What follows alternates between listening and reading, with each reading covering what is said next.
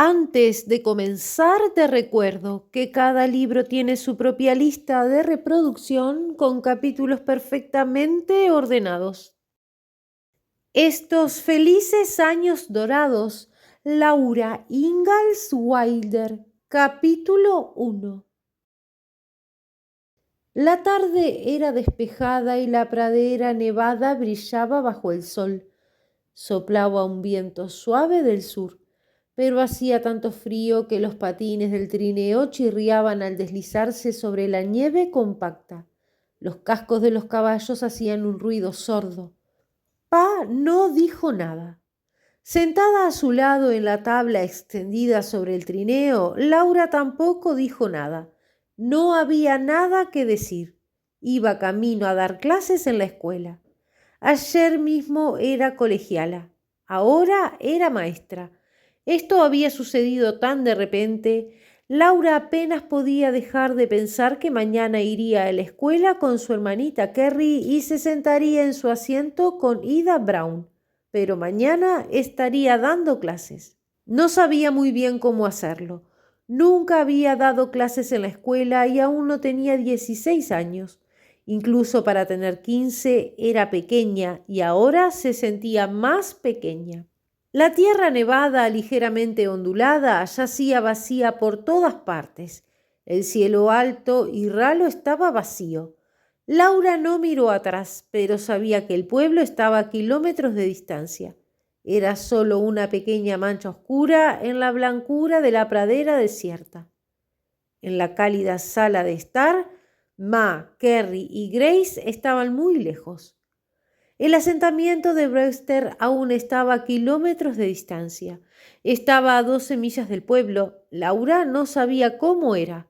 No conocía a nadie allí. Había visto al señor solo una vez cuando vino a contratarla para enseñar en la escuela. Era delgado y moreno como cualquier granjero. No tenía mucho que decir. Pa miraba a lo lejos mientras sostenía las riendas en sus manos enguantadas y de vez en cuando piaba a los caballos. Pero sabía cómo se sentía Laura. Por fin volvió la cara hacia ella y le habló como si respondiera a su temor por el mañana. Bueno, Laura, ya eres maestra. Sabíamos que lo serías, ¿verdad? Aunque no lo esperábamos tan pronto. ¿Crees que puedo hacerlo, Pa? Respondió Laura. Supongamos que a los niños no les importará cuando vean lo pequeña que soy. Por supuesto que puedes, le aseguró Pa. Nunca has fracasado en nada. Bueno, admitió Laura, pero yo nunca intenté enseñar en una escuela. Tú has asumido todos los trabajos que se te han presentado, dijo Pa. Nunca te has escaqueado y siempre has perseverado hasta lograr lo que te propones. El éxito se convierte en un hábito, como cualquier otra cosa que una persona sigue haciendo. De nuevo se hizo el silencio, salvo por el chirrido de los patines del trineo y el clop, clop, clop de los cascos de los caballos sobre la nieve dura. Laura se sintió un poco mejor. Era cierto, siempre lo había intentado. Siempre había tenido que hacerlo. Bueno, ahora tenía que enseñar en la escuela. ¿Recuerdas aquella vez en Plum Creek? Dijo Pa. Tu ma y yo fuimos al pueblo y se desató una ventisca y metiste toda la leña en la casa. Laura rió a carcajadas y la risa de Pa resonó como grandes campanadas en el frío silencio. Qué pequeña, asustada y divertida había estado aquel día hacía tanto tiempo. Así se hacen las cosas, dijo Pa. Confía en ti misma y podrás con todo. Confía en ti misma. Es la única manera de que los demás confíen en ti. Hizo una pausa y luego añadió. Hay algo de lo que debes cuidarte. ¿Qué, Pa? Preguntó Laura. Eres muy rápida. Tiendes a actuar o hablar primero y pensar después. Ahora debes pensar primero y hablar después. Si recuerdas hacerlo, no tendrás ningún problema. Lo haré, Pa, dijo Laura con seriedad. Hacía demasiado frío para hablar. Bien abrigados bajo las pesadas mantas y edredones, avanzaron en silencio hacia el sur. El viento frío les azotaba la cara. Un tenue rastro de patines de trineo se extendía ante ellos. No había nada más que ver excepto la tierra blanca, baja e interminable, y el enorme cielo pálido y las sombras azules de los caballos borrando el brillo de la nieve. El viento hacía que el grueso velo de lana negra de Laura ondeara ante sus ojos. Su aliento estaba congelado en una capa de escarcha en el velo, que seguía golpeándole fría y húmeda la boca y la nariz. Por fin vio una casa más adelante. Al principio muy pequeña, se fue haciendo más grande a medida que se acercaban. A media milla había otra más pequeña y mucho más allá otra. Luego apareció otra más. 4 casas, eso era todo. Estaban muy separadas y pequeñas en la pradera blanca. Pa detuvo los caballos. La casa del señor Brewster parecían 2 chozas unidas para formar un tejado a 2 aguas. El techo de papel alquitranado estaba desnudo y la nieve derretida había formado grandes carámbanos que colgaban de las cuevas en columnas abultadas, más grandes que los brazos de Laura. Parecían dientes enormes y afilados. Algunos se clavaban en la nieve y otros estaban rotos. Los trozos de hielo rotos yacían congelados sobre la nieve sucia alrededor de la puerta, donde habían tirado agua de fregar. No había cortina en la ventana, pero salía humo del tubo de la estufa, anclado al tejado con cables. El señor abrió la puerta. Un niño chillaba en la casa y habló con voz alta para que lo oyeran. «Pasa, Ingalls, entra y caliéntate». «Gracias», respondió Pa, «pero son 12 millas largas hasta casa y mejor me voy». Laura se deslizó rápidamente fuera de las mantas para no dejar entrar el frío.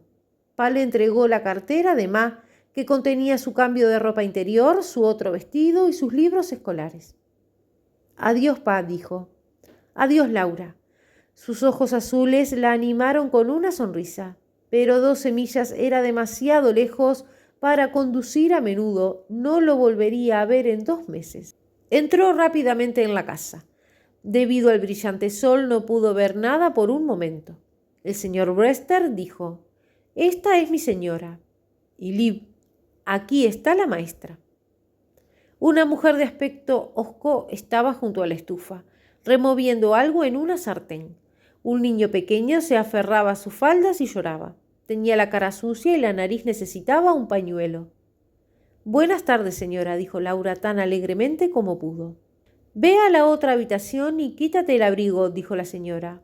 «Cuélgalos detrás de la cortina, donde está el sofá». Le dio la espalda a Laura y siguió removiendo la salsa en la sartén. Laura no sabía qué pensar. No podía haber hecho nada para ofender a la señora.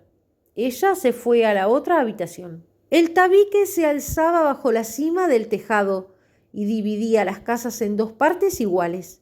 A ambos lados del tabique, las vigas y el techo de papel alquitranado descendían hasta los muros bajos. Las paredes de tablas estaban bien selladas. No estaban terminadas por dentro. Los entramados desnudos sobresalían. Esta era como la casa de Pa en la concesión, pero más pequeña y sin techo. La otra habitación estaba muy fría, por supuesto.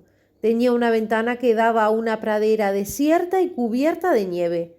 Contra la pared, bajo la ventana, estaba el sofá, un sofá de madera con respaldo curvo y un extremo curvado hacia arriba.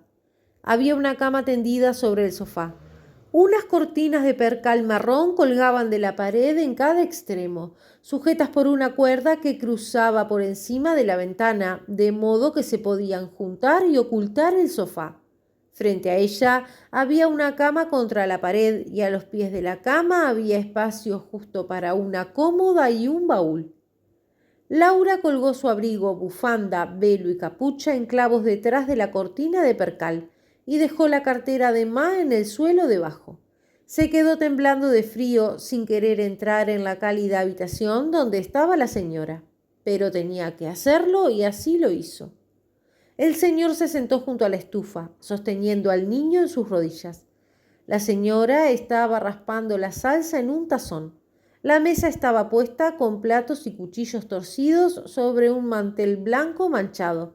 El mantel estaba torcido sobre la mesa. «¿Puedo ayudarla, señora?», dijo Laura con valentía. La señora no respondió. Echó las papas furiosa en un plato y lo golpeó contra la mesa. El reloj de pared zumbó a punto de dar la hora y Laura vio que eran las 4:05. «Hoy en día el desayuno se toma tan tarde que solo hacemos 2 comidas al día», dijo el señor. «Quisiera saber de quién es la culpa», exclamó la señora. «Como si no fuera suficiente trabajando de la mañana a la noche en esto». El señor alzó la voz. «Solo quería decir que los días son cortos». «Entonces di lo que quieres decir». La señora golpeó la silla alta contra la mesa, agarró al niño y lo sentó en ella con fuerza. «La cena está lista», le dijo el señor a Laura. Ella se sentó en el lugar vacío. El señor le pasó las papas, el cerdo salado con salsa. La comida estaba buena, pero el silencio de la señora era tan desagradable que Laura apenas podía tragar. «¿Está lejos de aquí la escuela?», intentó preguntar alegremente.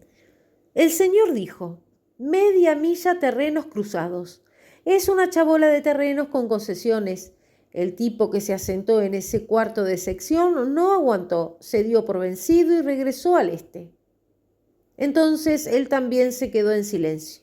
El niño se inquietaba intentando alcanzar todo lo que había en la mesa. De repente tiró su plato de hojalata con comida al suelo. La señora se dio una palmada en las manos y gritó. Siguió gritando y pateando la pata de la mesa. Por fin terminó la comida. El señor descolgó el cubo de leche de su clavo en la pared y se dirigió al establo. La señora sentó al niño en el suelo y poco a poco dejó de llorar mientras Laura ayudaba a recoger la mesa. Luego cogió un delantal de la cartera de Ma, lo ató sobre su vestido de princesa marrón y tomó una toalla para secar los platos mientras la señora Brewster los lavaba. «¿Cómo se llama su hijito, señora?», preguntó. Esperaba que la señora sería más agradable ahora. «John», dijo la señora. «Qué nombre tan bonito», dijo Laura. «De pequeño le llaman Johnny y de mayor John. Es un buen nombre para un hombre». «¿Ahora lo llaman Johnny?».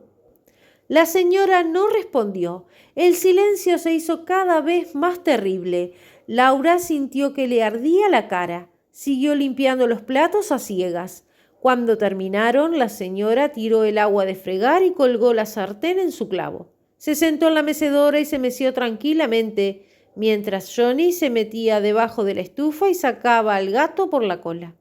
El gato lo arañó y él maulló. La señora siguió meciéndose. Laura no se atrevió a intervenir. Johnny gritó. La señora se meció con tristeza y Laura se sentó en la silla junto a la mesa y contempló la pradera. El camino cruzaba la nieve y se perdía de vista. A 12 millas de distancia estaba su casa. Ma estaba preparando la cena. Kerry había vuelto de la escuela. Reían y hablaban con Grace. Pa entraba y cargaba a Grace en brazos como solía cargar a Laura de pequeña. Todos seguían conversando en la mesa. Más tarde se sentaban a la luz de la lámpara, leyendo cómodamente mientras Kerry estudiaba. Entonces Pa tocaba el violín. La habitación se oscureció cada vez más. Laura ya no podía ver el camino. Por fin el señor entró con la leche. Entonces la señora encendió la lámpara. Coló la leche y guardó la cacerola, mientras el señor se sentaba y abría un periódico. Ninguno de los dos habló. El silencio desagradable se hizo pesado. Laura no sabía qué hacer. Era demasiado temprano para acostarse. No había más papeles ni un solo libro en la habitación. Entonces pensó en sus libros del colegio. Entró en la habitación fría y oscura. Buscó a tientas en la cartera de Ma y encontró su libro de historia al tacto. Lo llevó a la cocina, se sentó de nuevo junto a la mesa y comenzó a estudiar. Al menos nada me impide estudiar, pensó con tristeza. Se sentía herida y dolorida como si la hubieran golpeado, pero poco a poco olvidó dónde estaba, manteniendo la mente fija en la historia. Por fin oyó el reloj dar las 8. Entonces se levantó y se despidió cortésmente. La señora no respondió, pero el señor dijo: «Buenas noches». En el dormitorio, Laura se quitó el vestido y las enaguas. Se puso el camisón de franela temblando. Se metió bajo las sábanas del sofá y corrió las cortinas de percal. La almohada era de plumas y había sábanas y muchas colchas, pero el sofá era muy estrecho. Oyó a la señora hablar furiosa y muy rápido. Laura tenía las mantas sobre la cabeza, de modo que solo la punta de su nariz quedaba expuesta al frío. Pero no pudo evitar oír la riña de la señora. «A ti te conviene, pero yo tengo una huésped. ¡Qué horrible este lugar! Maestra de escuela, por cierto. Yo también he sido maestra, y lo hubiera seguido siendo si no me hubiera casado». Laura pensó: «No quiere alojar a la maestra, eso es todo. Se enfadaría igual con cualquier otra». Hizo todo lo posible por no oír más y por dormirse. Pero toda la noche, mientras dormía, tuvo cuidado de no caerse del estrecho sofá y temía el día siguiente, cuando tendría que empezar a dar clases.